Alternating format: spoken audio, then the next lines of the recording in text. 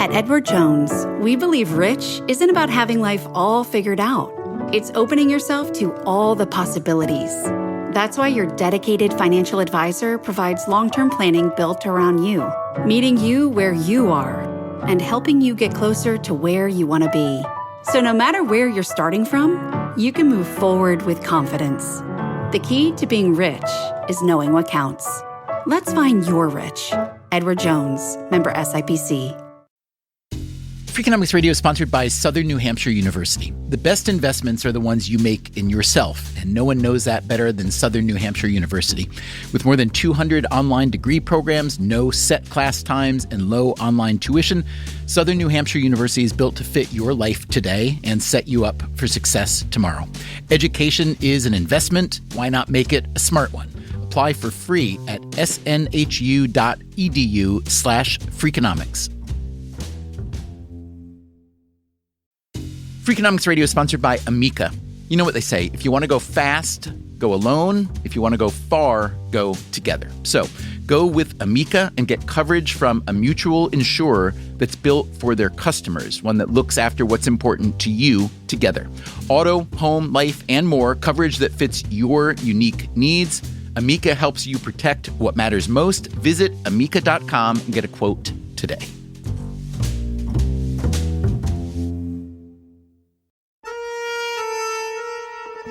Hey, podcast listeners, the episode you're about to hear is a rebroadcast, one of our favorite and most popular episodes called Women Are Not Men. Now, usually when we put out a rerun, we make up some story about how it's particularly relevant to something going on in the world right now. But this week, honestly, I'm on spring break with my kids. We're eating crepes, touring a beer factory, watching some soccer.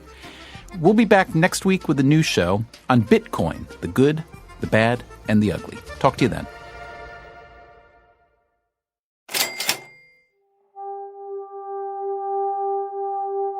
More than half of all college students in the U.S., about 57%, are female.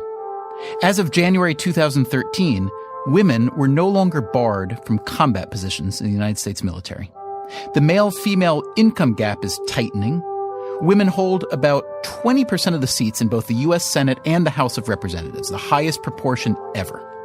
3 of the last 5 secretaries of state were women, and one of them, Condoleezza Rice, recently became one of the first female members of Augusta National Golf Club, one of the oldest and goodest good old boy clubs in America.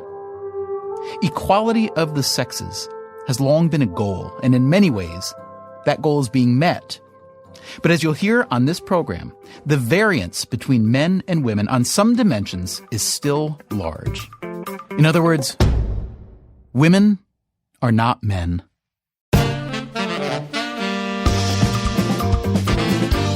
In some ways, obvious, and in other ways, less so. Patents, for instance. Women file only about 7.5% of all patents. Well, I was amazed because in many other areas, women are really closing in on men, and this gap is just so enormous. That's Jennifer Hunt. She's an economist at Rutgers.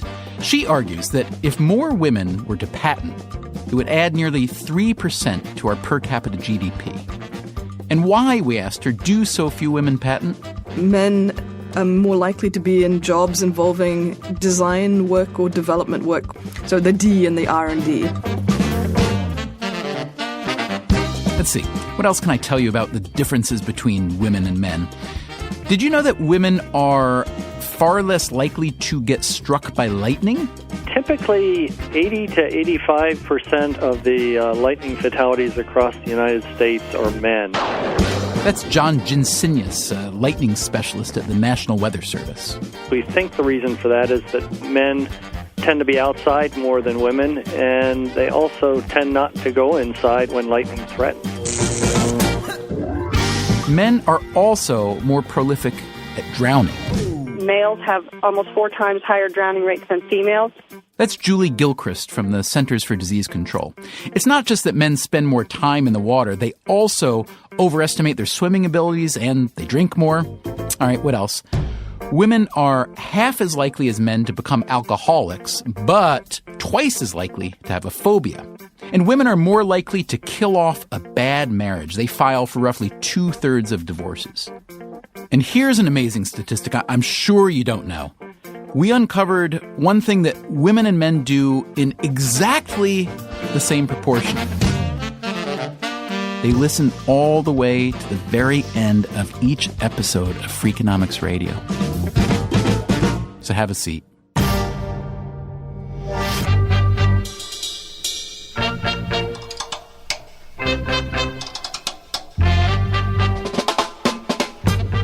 From WNYC, this is Freakonomics Radio, the podcast that explores the hidden side of everything. Here's your host, Stephen Dubner.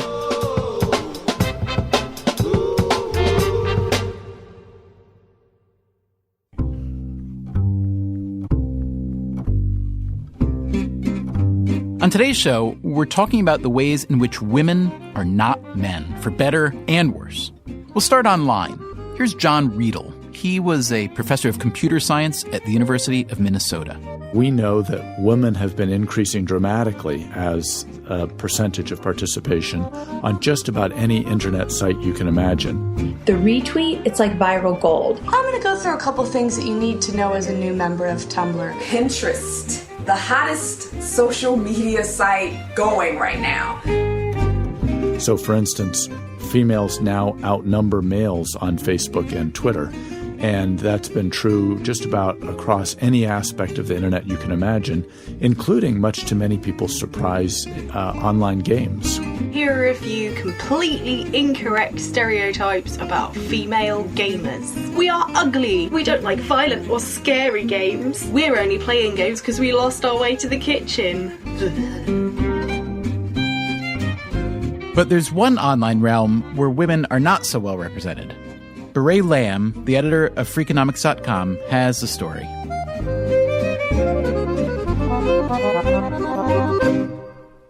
Wikipedia is by far the largest encyclopedia in history. It has more than 24 million articles in 275 languages. Launched in 2001, it's run by volunteers who call themselves Wikipedians. Now, what does this have to do with women? For years, not much. But in 2011, a New York Times article by Noam Cohen argued that only 1 in 6 Wikipedia editors were women. John Riedel was a bit skeptical, so he decided to run a study. Much to our shock, we found out that not only was his overall message right on, but that the best data we could get suggests that things were even worse in terms of the amount of female contribution. He had reported that about 16% of the editors were women, and we found that to be true. But we found that those females only made about 9% of the edits, which was even more surprising and disappointing. It might help to explain how editing on Wikipedia works. As a volunteer, you can click on any article, and unless it's a controversial gated article, you can edit it and add new information. But later, other Wikipedians can delete your edits if they don't like your changes. That's called reversion. And if your article is deemed irrelevant, it can be deleted. When I started editing Wikipedia, I never really thought that I was the only woman. That's Sarah Sturch. She's been a Wikipedia editor for 9 years. Back then, it had a mere 1 million articles. Sturch remembers the first article she edited. My first article was deleted. I can proudly say that. I wrote it about a guy in a band that I knew, and that's no longer on Wikipedia. This past year, Sturch has been serving as a community fellow for the Wikimedia Foundation. She's been working on the gender imbalance. She's trying to get more women involved by hosting meetups, like this one, not too long ago in Oakland.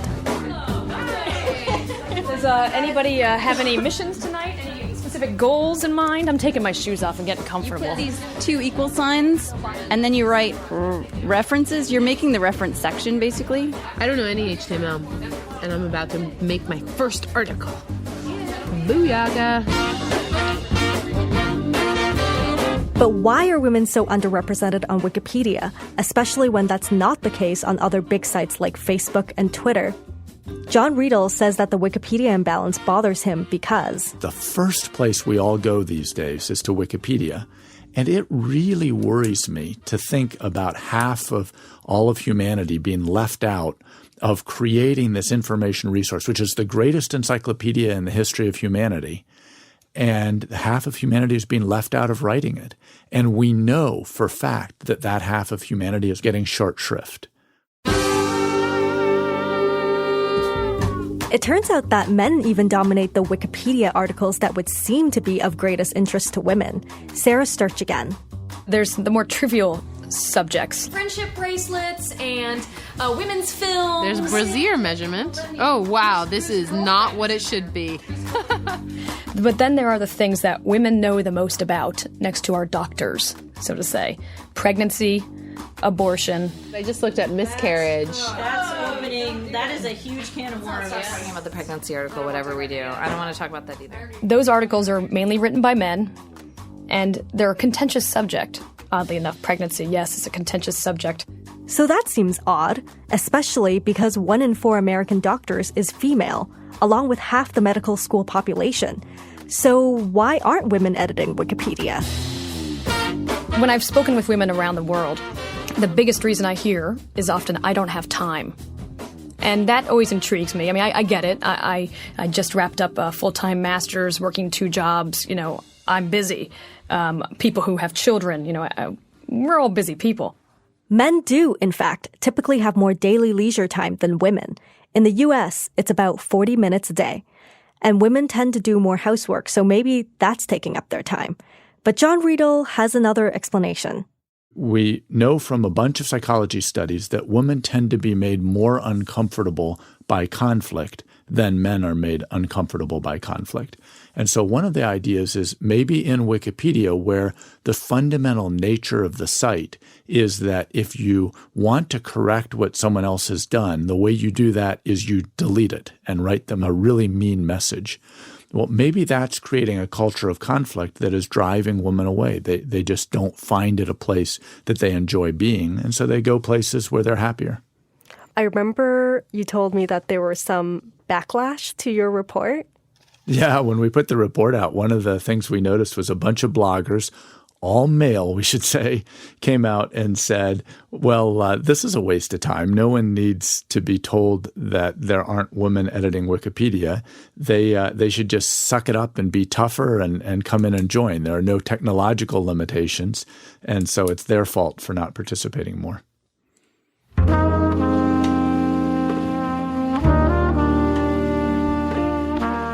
But Riedel says there's something else built into the structure and ethos of Wikipedia that might be discouraging women.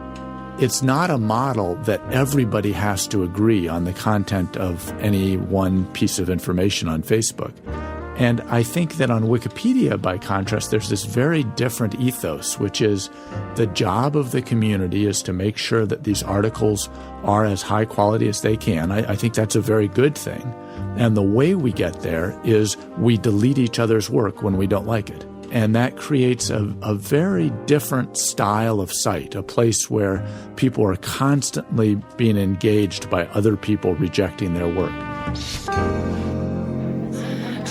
I'm not super into it, to be perfectly honest.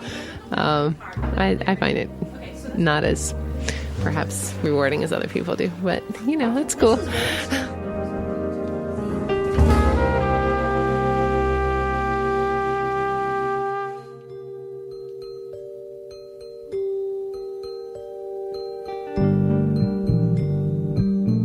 So John Riedel's evidence suggests that women and men may have very different appetites for conflict, which might keep some women away from a place like Wikipedia.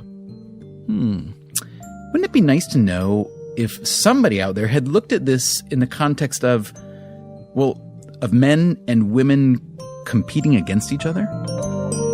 We looked at competitiveness. Ah, there you go. That's Uri Gnezi.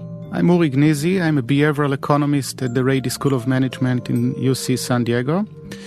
My main research interest is around incentives, how they affect people, and gender differences, some deception, anything that someone can find interesting. Freakonomics producer Susie Lechtenberg has this story. Uri Gnezi has 3 kids, 2 girls and a boy. we really try to raise them in a gender-neutral environment. So we bought our daughters dolls and trucks, and they were very happy. They put the dolls on the trucks, so the truck was used, as a stand. And my son was also very happy to get the dolls. He smashed them to the wall and, ran them over with the car. But it was unclear to Genizi how much of this gender difference is nature and how much is nurture. When we drove back from the hospital with the babies, I drove and my wife sat near the baby. So socialization starts, at the hospital or when you leave the hospital, when the baby is a few days old. And it's almost impossible to disentangle this from actual behavior. Genizi began to think about the salary gap between women and men. It's well known that women earn less. The Labor Department says about 82 cents for every dollar a man earns. But why? Well, there's a lot of research out there. It suggests that yes, there is discrimination, but also that women have different preferences than men, in work and in family. But what if there was another overlooked factor that could help explain the gender gap? We thought that maybe a big and important difference is how willing men and women are to compete and how do they react to competitive incentives. To test if men are more competitively inclined, Genizi and some economist colleagues wanted to do a field study. They wanted to get away from Western society to see how much culture is a factor in how competitive we are. We wanted to go to real cultures in the real world and see how they behave. So we took two very extreme cultures. The first one was the Maasai in Africa, in Tanzania. Genizi and a group of researchers traveled to Arusha in Tanzania. Arusha is near the Kenyan border, not far from Mount Kilimanjaro. From Arusha, they plan to travel to 2 Maasai villages. The Maasai are cattle-herding nomads. They're perhaps the archetypal African tribe with their beaded jewelry and brightly colored robes. And as Uri Genizi says, Maasai culture is very unkind to its women. Maasai is a very extreme patriarchal society in which if you ask a man how many kids he has, he will tell you how many boys he has. Women cost about 10 cows, so they are the property of their husband. If the husband doesn't like what the wife is doing, he can beat her, he can abuse her. The men are usually in their late 20s to 30s when they marry, and they often have multiple wives. Their brides, generally teens, undergo female genital mutilation before marriage. Women do much of the hard labor. As one woman said, men treat us like donkeys.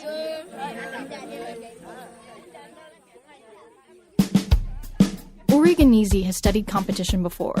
Once, he and some colleagues had people compete solving mazes on computers. He planned to do something similar with the Maasai, except he'd have them solve the mazes on paper, using pens. Right from the start, though, things didn't go according to plan. The very first Maasai woman wasn't having it. She said, look, I'm 30, I've never held a pen in my life, I don't see a reason to start now. Clearly they needed a plan B. The wooden maze that we came up with was the next solution. They spent 12 hours building a maze out of salvaged wood. But I'm not a very good carpenter. I'm happy I'm not a carpenter because that would have been really bad.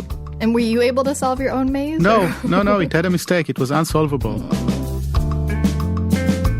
So this was a little bit stressful. Here the researchers were 10,000 miles from home. We have hundreds of people waiting for us in the field, and we don't have a task. On the way to the hotel, I see tennis balls and the bucket.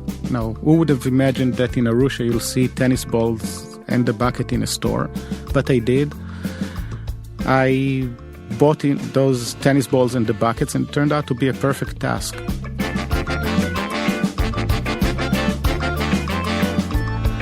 This is what they'd have people do. Participants were asked to toss a tennis ball, underhanded, into a bucket about 10 feet away. They had 10 chances.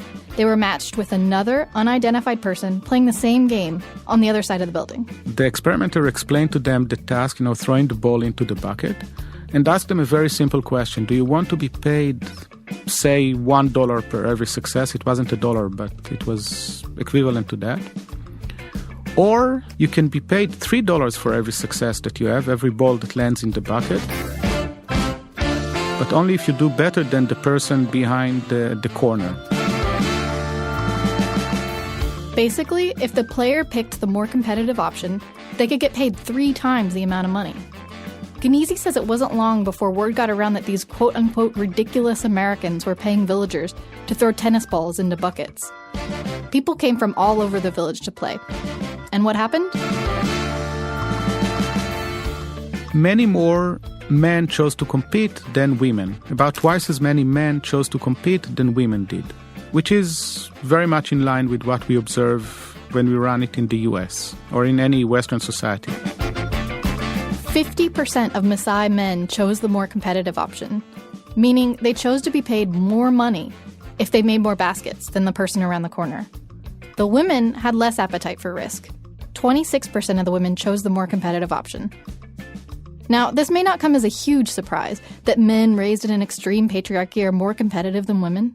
So the next step was to go to our anthropologist friends and ask them, what's the other extreme? Where can we find a society in which women are in charge?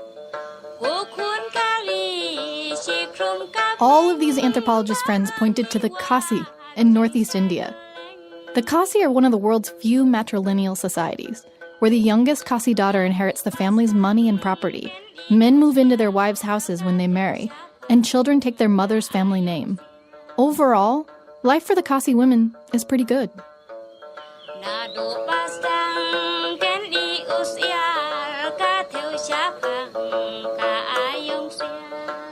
In the Khasi Hills where they live, they clearly have a much higher stand than probably anywhere else in the world. The women are in charge. The women decide what kind of crops they're going to raise. They're in charge of deciding how to spend the money, the family's money. The household decisions are theirs. They go to the market to sell the items. You know, when you go to visit their home, they will greet you. They are just used to being considered equal to the men. The Khasi Hills are really rainy. The region holds the world's record for the most annual rainfall. There's something else unusual about the place that Uri Genesi noticed when he arrived. As an economist, I try to quantify everything and try to say, oh, they are nice 7 or something like that. I don't know how to do that, but the feeling was very nice. So we walked around in the nights in the middle of the rice fields, and people are just nice to each other. People are so nice to each other, he says. At one point, I had $60,000 in cash in my suitcase, and I left them with the cook over there in the house that we rented in the village without any worry. You know, the guy could have taken the money. That's like taking $60 million from me and disappear somewhere in India. I didn't have to worry about that. And so, in this place where prize money left untended in a suitcase is fine, and the kindness is unmeasurable, the study began.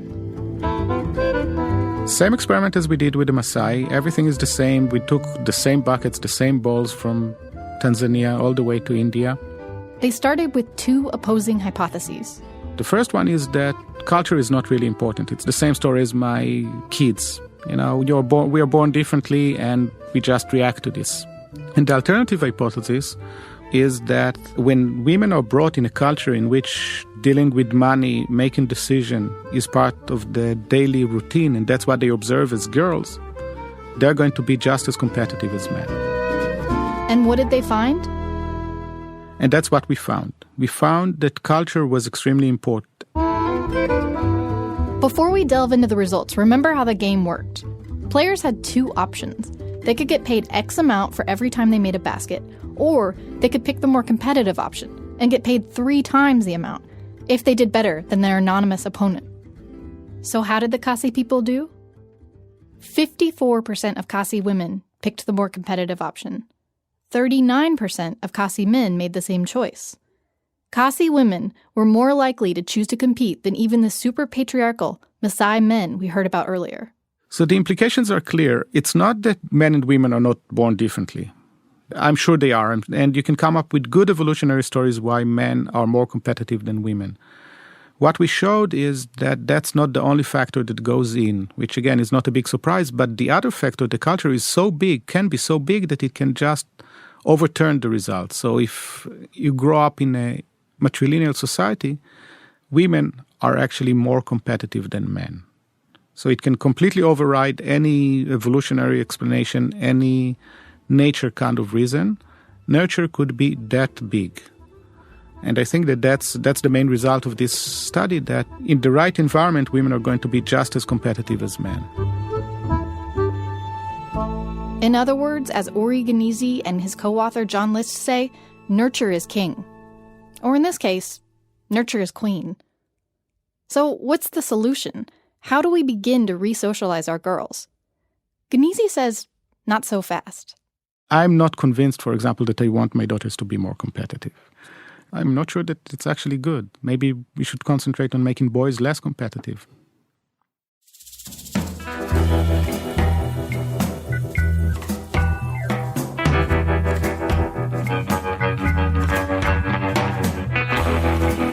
Coming up on Freakonomics Radio, we take a look at something puzzling that's happened to women's happiness. Why? First of all, we call it a paradox because we don't know the answer. And later, if you're rooting for women and men to become totally and completely equal, should you root for women to commit more crimes? If you look at all different types of crime that the police enforce, 75 to 80% of those offenders are male.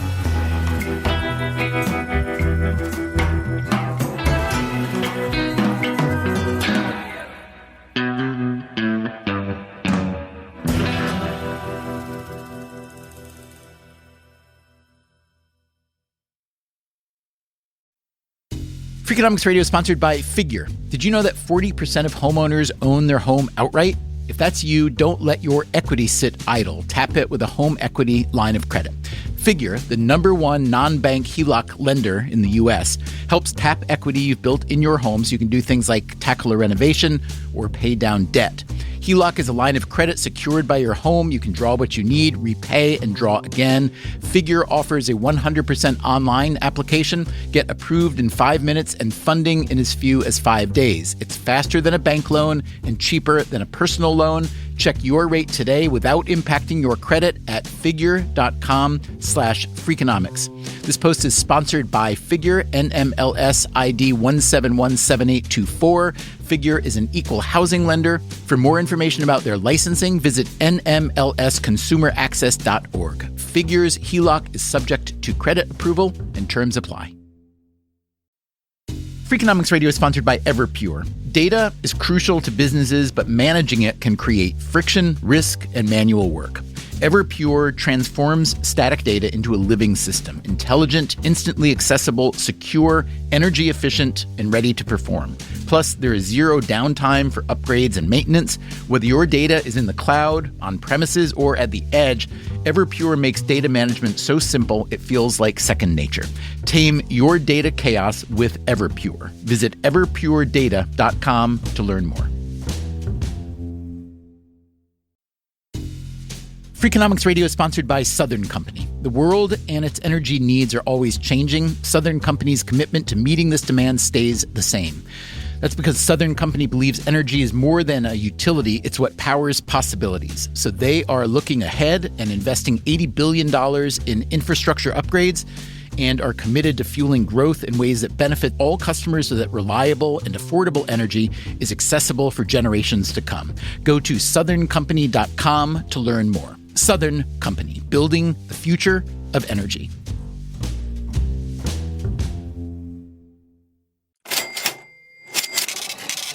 From WNYC, this is Freakonomics Radio. Here's your host, Stephen Dubner.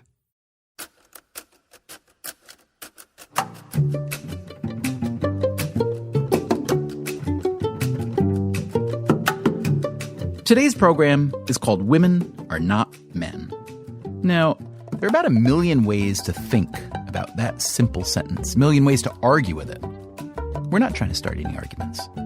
We are just trying to look at the data that show differences between men and women, try to figure out why those differences exist, how meaningful they are. What you need to know for this next story is that there's a lot of research that ties income to happiness. Generally, more money means a higher level of happiness or well-being. Over the past 30 years, women have made big gains in education and in the workforce, which means they're making more money than ever before. And so, the thinking goes, women should also be happier than ever before. Shouldn't they? Betsy Stevenson is an economist who shuttles between university and government jobs. Along with Justin Wolfers, her domestic partner and fellow economist, Stevenson wrote a paper exploring female happiness.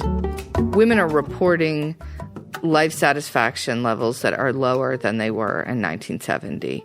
Now, there's a couple things to note. One is that women told us that they were happier with their lives in the 70s than men were. So we had a happiness gap in the 70s where women reported greater well-being than men. And what we have now is a new gap where men report greater life satisfaction than women. The magnitudes here aren't huge, but it's the fact that the directional shift is the exact opposite of what we would have expected, given that it's women's lives that have really become more expansive, more options, and a greater ability for them to choose the type of life that would make them best off. So how do you explain it, Betsy? I mean, women were given a larger choice set, which economists tell us larger choice sets to a degree are really good. Women were given and accomplished in a lot of other areas that we would associate with, benefits of different kinds, financial benefits, psychic benefits, and so on. How do you account for the decline? How do you account for the paradox? What are the mechanisms by which that paradox exists? Well, first of all, we call it a paradox because we don't know the answer.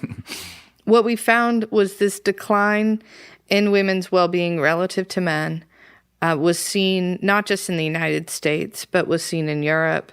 It was seen in every country where we were able to get a long enough time period to be able to look at several decades of trends in well-being. And it occurred in countries where the gains for women differed substantially. So I know a lot of people would like to say, oh, well, this just goes to show that, women entering the labor force has been very difficult for them and it's reduced their well-being. But our research doesn't make that case because we saw the declines in well-being relative to men in countries where women had very little change in their labor force participation and similar changes in countries where women had very large gains in their labor force participation. You make the point that women's happiness declined as they entered the workforce in greater and greater numbers and started to earn more money relative to men, although still less relative to men. And the gains from women yielded greater happiness for men relative to the women. Could it be in some way that men get happier for whatever reasons because there are more women in the workforce? Well, let me be clear. We put that out as a hypothesis, not that there's evidence that that's definitely what's happening. I mean, what we know is that the correlation is that over a time period where women have gained more autonomy, more financial power, more market power, more responsibility and power within their families, that they have become less happy and men have become slightly happier. And so one possibility is that somehow, this sort of revolution in our lives has actually benefited men more than it's benefited women. And, the comment that Steve Levitt made to us was, of course women have become less happy. They're living their lives like men and now they're just as happy as men, which is not as happy.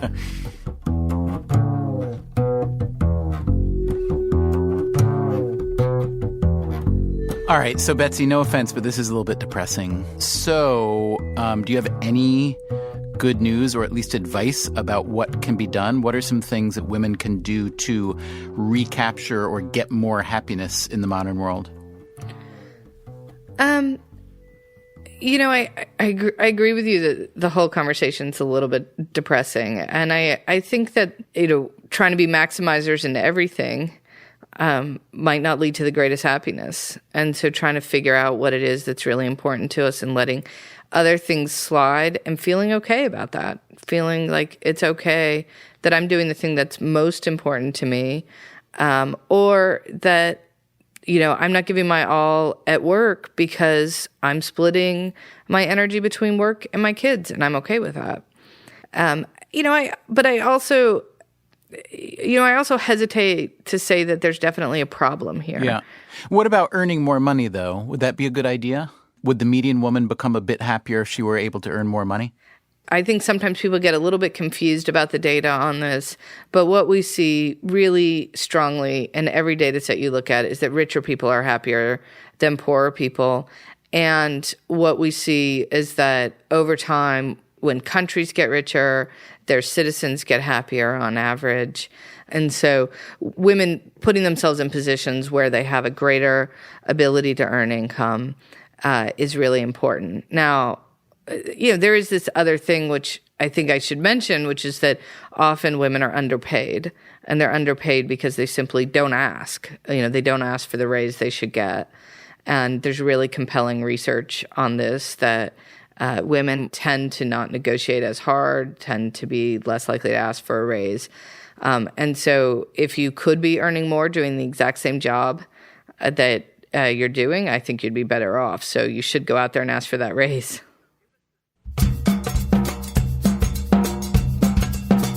That was the economist Betsy Stevenson on the gender gap in earnings and in happiness. Now, there's one more difference we want to look into today, an activity that we should be very, very happy that women do much, much less frequently than men. So where we see the starkest gender differences are for homicide, rape, robbery, those sorts of major felony types of violence. That's Jennifer Schwartz. She's a sociologist at Washington State University. And I study gender and crime, and mainly I'm interested in why females offend, why they don't offend, if they have changed the types or amount of offending that they do. All right, then. How much offending do women do? If you look at all different types of crime that the police enforce, 75 to 80% of those offenders are male. There are only 2 crimes in the United States today for which women get arrested more than men. Steve Levitt is my Freakonomics friend and co-author. One of those is prostitution, and it turns out the other one is being a runaway. If you're a juvenile and you run away from home, you can get arrested for that. And it turns out girls get arrested more than boys for running away from home.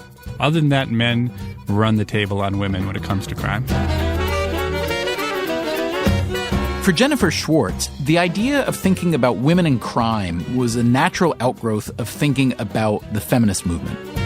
I think the hook for me was, taking the common sense, or what seemed like common sense, that as women gained more freedoms and as women had more access to opportunities, that they would engage in more crime. And that seemed to be what the common sense notion was. But once I started looking at the data, it seemed the opposite was true, or at least there was no support for this idea that women's liberation would increase their offending. And so I think that sort of puzzle made me want to know, well, why are women offending in the first place, and why aren't they offending anymore, given that we think that women have come so far and have so many opportunities? What's holding them back from offending if they're making gains in other avenues in legitimate work? Why aren't they making gains in the underworld, I guess? And so that was the hook for me, trying to figure out that puzzle of why aren't women offending more, given that their status in society has, bettered for the most part.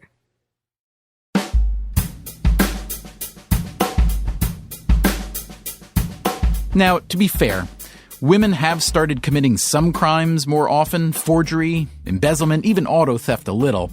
But compared to men, their rates are still very low. I know I have a little bit of mixed feelings because that's what, when I think about it, I say, I'm not rooting for women to become more criminal or to have more criminal opportunities. I guess it's just another forum or another context in which women are blocked from achieving at high levels. But, it's sort of a difficult thing to unpackage, I guess. It may be difficult to unpackage, but let's be clear. It's a good thing that women, having closed a lot of gender gaps over the past few decades, aren't rushing to close the crime gap. There are other gaps that one might hope will be preserved, or better yet, closed, but in the opposite direction. In other words, men should aspire to get to where women already are. Did you know, for instance, that a man is much less likely than a woman to do you a favor? Men are much worse at washing their hands, which, if you're thinking about a hospital setting in particular, can be bad news. There's also research showing that men, if you ask them a question, are thoroughly incapable of simply saying, I don't know, even if, in fact, they don't know the answer. Now, why is that? Let me betray my gender here for a moment and simply say this. I don't know.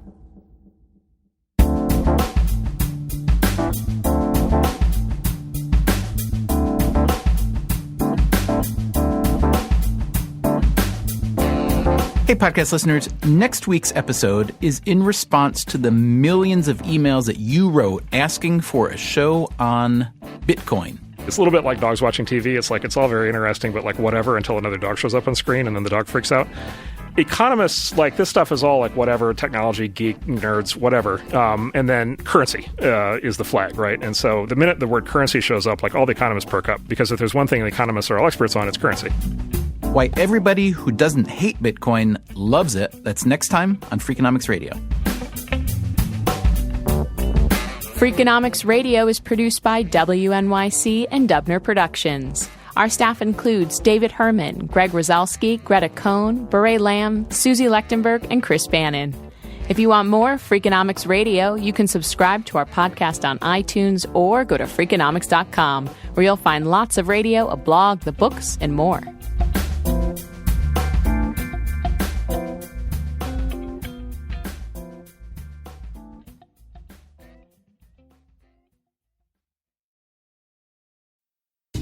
Freakonomics Radio is sponsored by Ozempic. Innovation happens through rethinking what's possible, and when it comes to GLP-1s, Ozempic pill does just that. Learn more about Ozempic semaglutide tablets, 4 and 9 milligrams, by calling 1-833-OZEMPIC or visit Ozempic.com to view the medication guide and ask your doctor what's possible with FDA-approved Ozempic pill. Hi, I'm Angie Hicks, co-founder of Angie. From roof repair to emergency plumbing and more, when you use Angie for your home projects, you know all your jobs will be done well. Angie, the one you trust to find the ones you trust. Find a pro for your project at Angie.com. In the U.S., there's a break-in every 26 seconds. But when intruders step near, Simply Safe Home Security steps up. Stop. This is Simply Safe. Police are on the way. Using AI alerts, U.S.-based live agents help deter break-ins. Simply Safe, no long-term contracts. Save 50% on your new system with professional monitoring at simplysafe.com/SXM or with promo code SXM. Outdoor deterrence requires a Simply Safe Active Guard outdoor protection plan starting at $49.99 a month. Visit simplysafe.com/licenses for alarm license information. Tennessee 2012.